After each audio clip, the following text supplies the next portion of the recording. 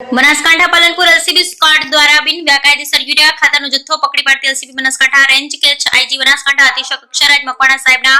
માર્ગદર્શન હેઠળ બિનકાયદેસર તેમજ અન્ય બિન અધિકૃત ગુનાઓ શોધી કાઢવા સૂચના આધારિત પાલનપુર એલસીબી સ્ક્વોડનાઓ દ્વારા કાંકરેજ તાલુકા થરા વિસ્તારમાં પેટ્રોલિંગ દરમિયાન બાતમી આધારે રાધનપુર જતા ઊણ પાંજરાપોળ સામે હાઈવે રોડ પર એક આઈસર જેનો RTO register number GJ12BW 3181 number ગાડી રોકાવી તપાસ કરતા યુરિયા ખાતરનો જથ્થો થેલી કુલ નંગ 300 કિંમત રૂપિયા